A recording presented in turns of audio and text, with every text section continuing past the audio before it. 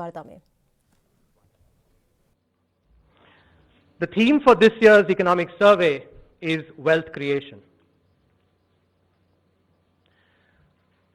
On the 15th of August, the Honorable Prime Minister spoke about wealth creation and mentioned that wealth creators need to be respected because wealth cannot be distributed unless it is created.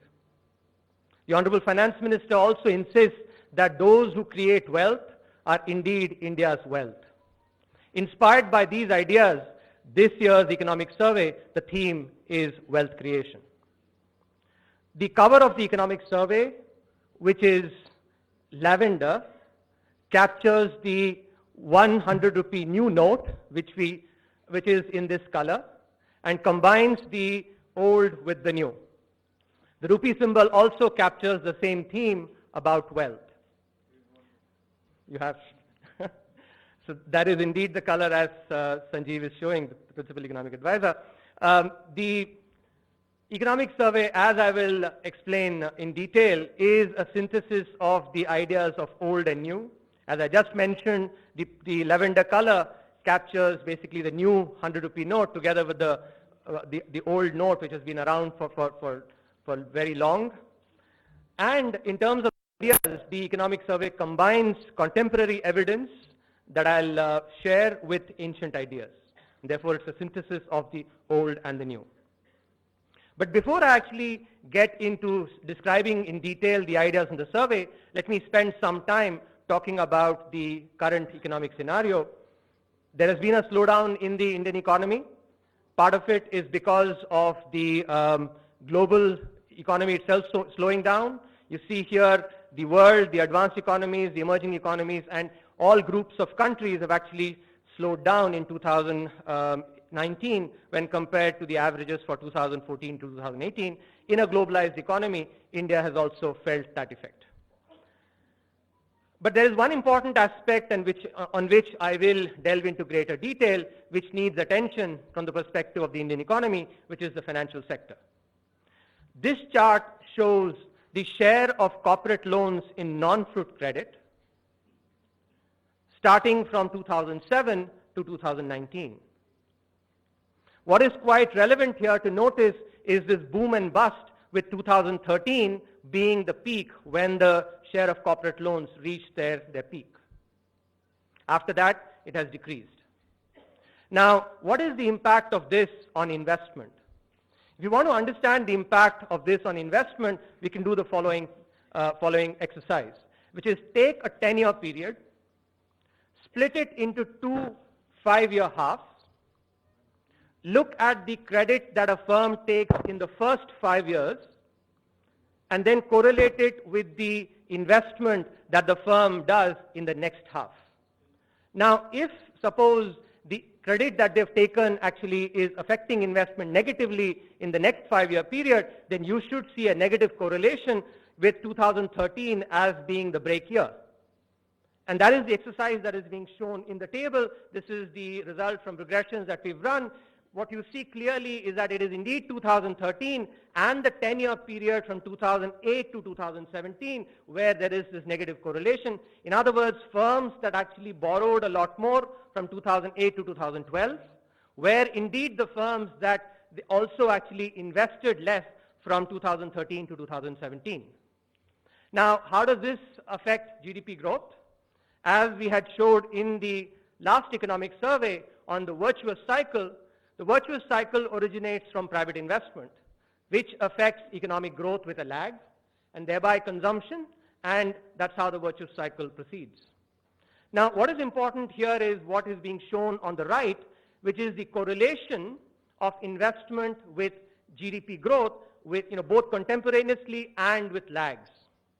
I want you to pay particular attention to the one that is being shown with the arrow, which is the correlation with a 4-year lag, which is what is the impact on GDP growth this year due to the investment done 4 years back. That has a very strong positive correlation. If you look at the contemporaneous correlation, which is being shown in black, that is negative. Now, this is important for us to understand because as I just showed, the peak of the credit happened in 2013, and after that there has been actually a decline in credit, which has affected investment as well, and it's that 4-year lag as a result of which the slowdown in investment has led to the growth slide, starting from 2017 onwards. Now, it is in this context that we actually focus in this year's economic survey on the theme of wealth creation. Wealth is both a cause and an effect of investment, especially private investment. Therefore, it is important for us to focus on wealth creation. In this context, it is quite pertinent to go back and look at the history, the recorded economic history. This chart shows that for close to 3/4 of recorded economic history, India has been the dominant economic power in the world. So this chart goes from 180 to 2017. Obviously, the first 1,000 years are actually not up to scale. 1 to 1,000 is being shown in a smaller period on the x-axis. But what is critical here is that for 3/4 of recorded economic history, India has been the dominant economic power. Such dominance does not happen by mere chance. Such dominance happens by design. And what is that element of design? It is indeed our emphasis on wealth. If you think about what our traditions say for the 4 noble human pursuits, which is dharma, arth, kam, moksha, arth is indeed about wealth. The canonical example, the canonical literature that is talked about is Arthashastra. Many of our other ancient traditions also advocate wealth as wealth and wealth creation as indeed a noble pursuit. A very important piece of Tamil literature, which is the Tirukkural, talks about this in the chapter 76. Wealth, the lamp unfailing, speeds to every land, dispensing darkness at its Lord's command. Now that is ancient thought, but how does that correlate with evidence that we have in recent times? To provide contemporary evidence on this, the exercise that we've done is to look at the top 100 entrepreneurs as measured using the Forbes list as of 2019, looked at the wealth that they've created over the last 10 years, applied necessary filters to ensure that the wealth was created in the right way, and correlated it with various other aspects of society. In this chart, what you see is that as there is an increase in the wealth created by our entrepreneurs, the largest entrepreneurs, the employees actually benefit as well from the salaries and the jobs that they get. A second dimension is those firms that supply to the firms of these entrepreneurs. And here, what is being shown is that the wealth created by these entrepreneurs benefits the suppliers as well because they end up supplying to these firms. A third way of looking at it is the foreign exchange revenue, which you all would understand matters for macro stability because those revenues affect our current account deficit and in turn macro stability. What you see here is that the wealth created by these entrepreneurs also correlates strongly with foreign exchange revenues. A final aspect is what goes to the citizen through the government as the taxes that are paid by these entrepreneurs. What is being shown here is the direct taxes paid by these entrepreneurs, which clearly is an underestimate because there are various other indirect taxes that are also paid. But what is important here is a strong correlation between the wealth created by these entrepreneurs and the direct taxes that are paid. Because, and this goes back to what the Honorable Prime Minister said in his Independence Day speech, unless wealth is created, it cannot be distributed. And for distribution, it's basically taxes that are the primary instrument. Now, as I had mentioned, that India dominated economic activity for 3/4 of known economic history, and that doesn't happen by accident, it requires design. So what is that element of the design that indeed led to such economic dominance? The economic survey posits that it is the combination of the invisible hand of the market supported by the hand of trust, which is what leads to wealth creation. And here, there are important pieces of literature which we actually quote from. Take, for instance, to support the idea of the invisible hand of the market from Arthashastra, which says the root of wealth is economic activity, and lack of it brings material distress. In the absence of fruitful economic activity, both current prosperity and future growth are in danger of destruction. In fact, the Arthashastra also commends the king to actually remove all obstacles to economic activity, which you would think about in contemporary times as economic freedom. If you look at the hand of trust, in the same chapter from which I quoted from the Tirukkural, Tiruvalluvar says, wealth yields righteousness and joy, the wealth acquired capably without causing any harm, which is about the hand of trust. So now I'm going to provide evidence on these aspects. Before that, let me just mention that the economic survey, building on this idea that the combination of the invisible hand of the market has to be combined with the hand of trust, introduces this idea that trust is a public good which gets enhanced with greater use. Consider the example of water as a public good. As we use it more, it gets depleted. But the beauty about trust is that the more it gets used, the more the value of it gets enhanced. Of course, conversely, it's also true that if it does not get used, then the value of it declines as well. That's the characteristic of a public good which gets enhanced with greater use. In trying to pursue wealth creation in the Indian economy, the economic survey brings out 10 main ideas, which is first that wealth creation benefits all. The invisible hand of the market enables wealth creation. Trust is a public good that increases with use. Grassroots entrepreneurs, which we basically have evidence in the second chapter of the survey, using evidence from 504 districts in India, showing that grassroots entrepreneurs indeed create wealth in their districts. Pro-business policies, those that provide equal opportunity, are important for wealth creation. In order for wealth creation, it's also important to remove some of the anachronistic government interventions that have actually subsisted. Job creation, which is very important in the Indian context today, can be furthered significantly by integrating Assemble in India for the World into the Make in India campaign.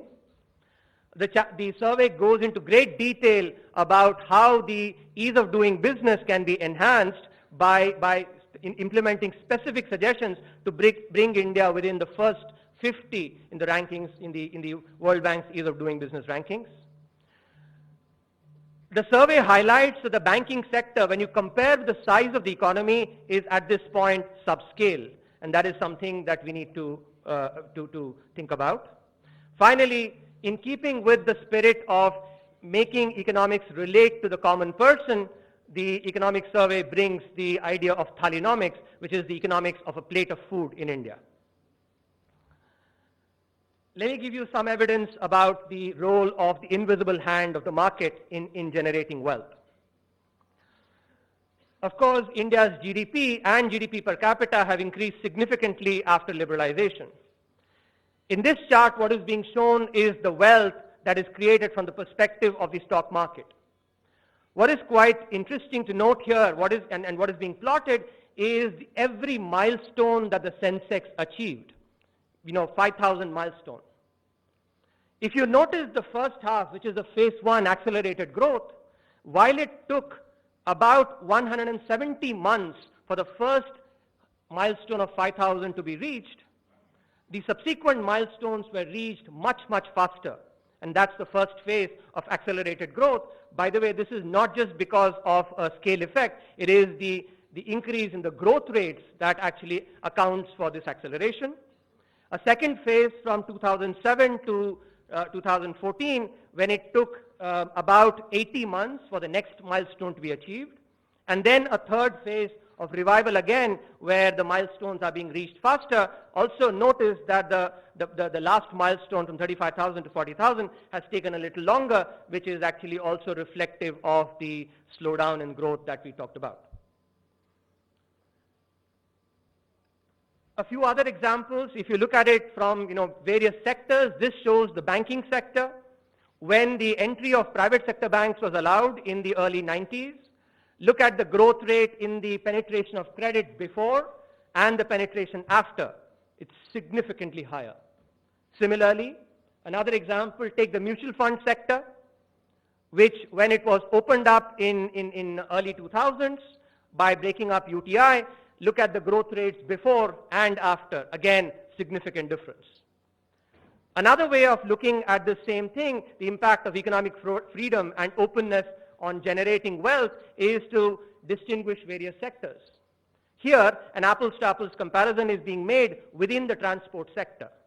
Take an open sector like roads and contrast it with a closed sector like railways.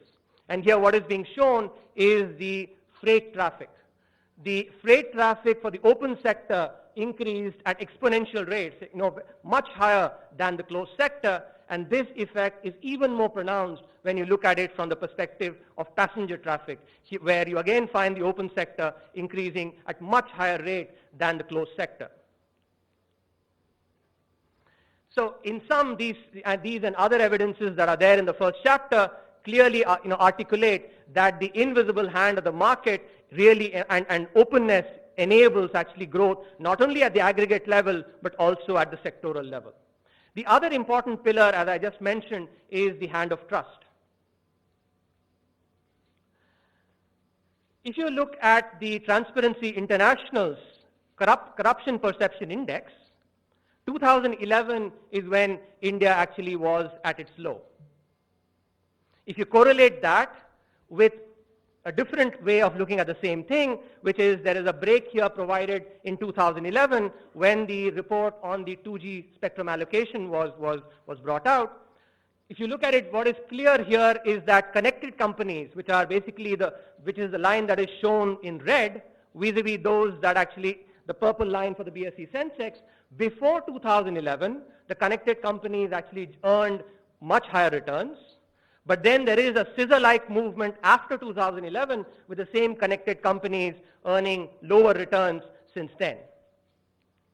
This is an important aspect because it relates to trust in the system and the difference between the pro-business policies that enable opportunity versus pro-crony policies that can favor incumbents, which is the chapter 3 of the economic survey. Another way of showing the same thing is the quality of financial statements. The Reserve Bank of India had, pointed out some of the large defaulters.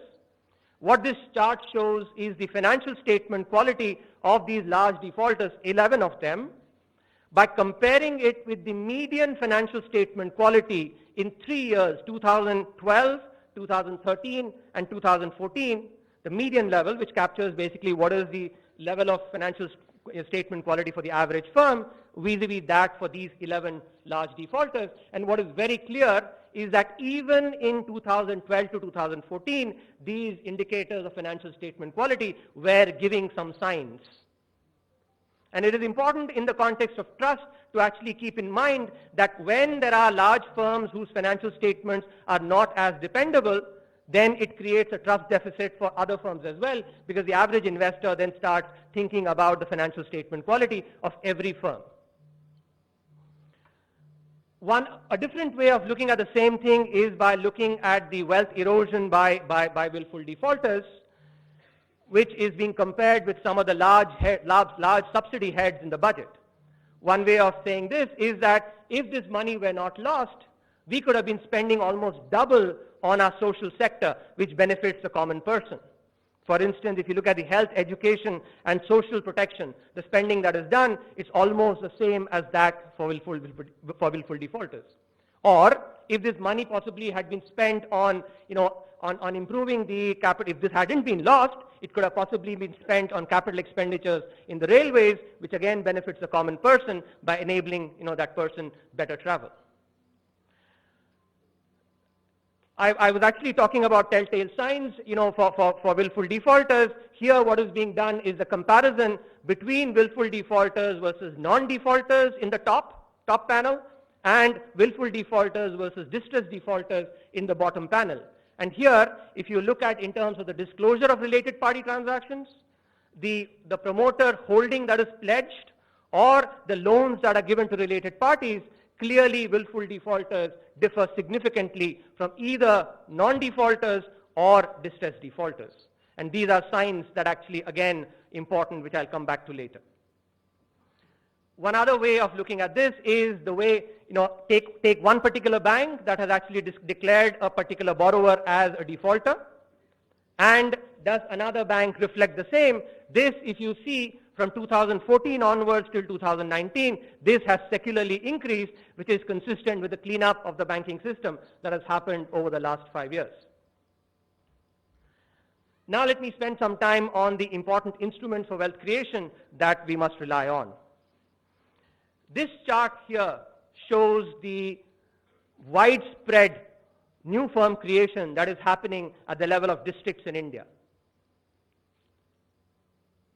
Think about the movie Band Baja Barat, where this protagonist, Shruti Kakkad, actually says that, "Main India ki best wedding planner banungi." It looks like from this map, clearly, that there are many, many Shrutis like that all over the districts in India. In fact, those people in the south would also be able to relate with the movie Aha Kalyanam, where again Shruti is the same protagonist. What is important is also to take into account that these entrepreneurs at the grassroots level are also helping the local economy, because an improvement in new firm creation also leads to GDP growth. An increase of 10% in the new firm creation translates into an increase of 1.8% in the GDP growth in the district. If you go by the World Bank data for new firm creation, it has picked up pace since 2014. The annual growth rate up till 2014 from 2000, if you compare with 2006, was 3.8%, while that after 2014 is 12.2%. And what is quite important actually to keep in mind here is that the new firm creation is particularly pronounced in the services sector, which also is consistent with a macro fact that we know very well that is a service sector that is an important contributor to value added in India. So the micro data using entrepreneurship at the district level is consistent with the macro data saying that services sector is a really important contributor to value added. I spoke about some of the pro-crony policies, and I'm now going to contrast it with pro-business policies that enable opportunity. What is being shown here is the churn in the index when we compare the 1986 index vis-a-vis the 1997 index, which is pre-liberalization versus after post-liberalization. What is quite clear is that if a firm was in the Sensex pre-liberalization, it could expect to be in the Sensex for a long, long time. In contrast, after liberalization, there is significant churn. By the time 9 years happen, about a third of the firms that actually were there in the Sensex originally are present, which shows the churn that is happening in terms of firms, in terms of sectors, the technologies that they bring. This is a very important point for wealth creation, because when you have new technologies, new firms coming in, not only do they benefit by bringing in these technologies, but more importantly, they keep the incumbents on their toes by providing them healthy competition. Now, this is also apparent if you look at the way the Sensex has evolved in terms of the various sectors that are dominating the Sensex. Notice that if you looked at in 1986, it's the material sector and the consumer discretionary sector which was a large contributor to the Sensex in terms of the value added. But if you look at it today, their presence actually decreased significantly. A sector like the information technology or the financial services sector, which was not even existent in 1986, now has significant presence in the Sensex, which is basically consistent with the churn that is happening post-liberalization. So this is a very important aspect of wealth creation, which is pro-business policies that provide opportunities to the incumbents, to the entrants, to be able to compete on a level playing field with the incumbents.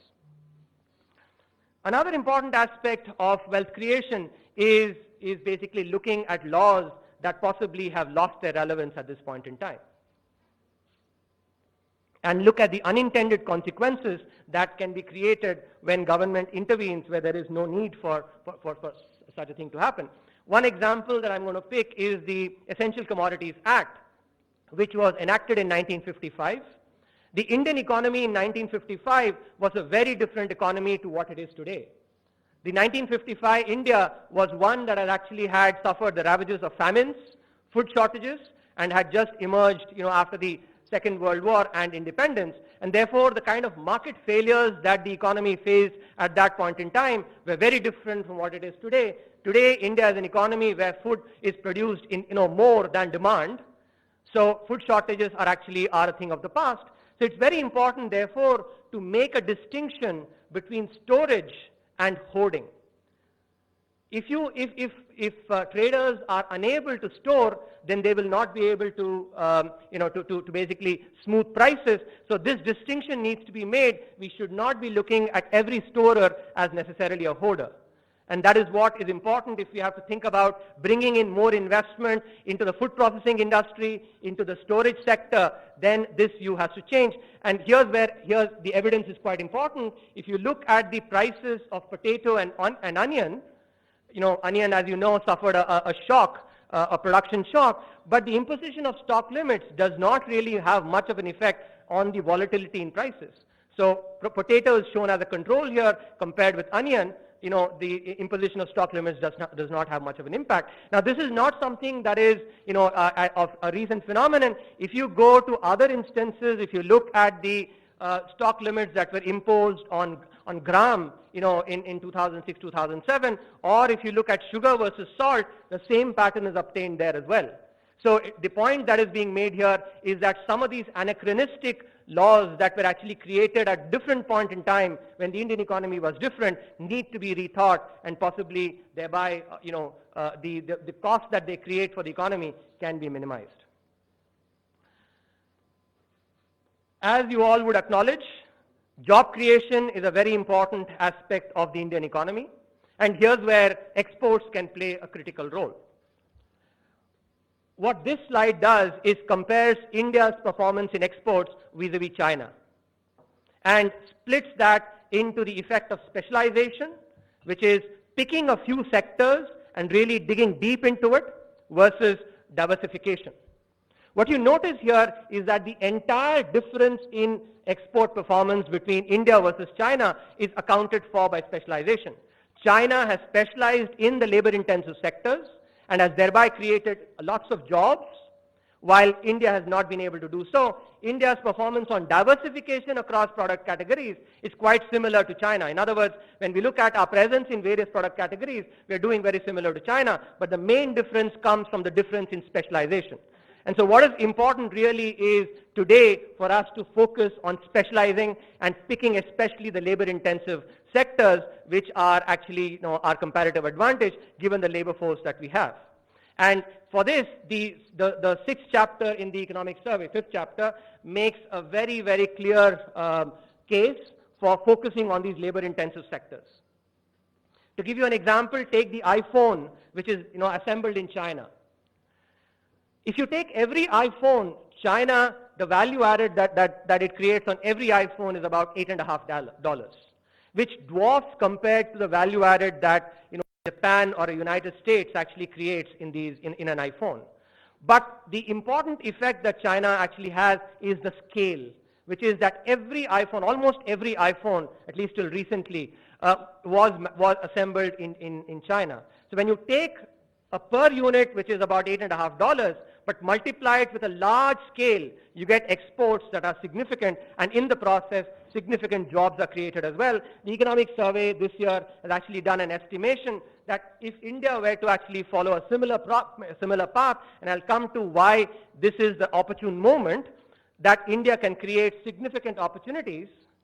Export of network products is expected to be about $7 trillion worldwide by 2025.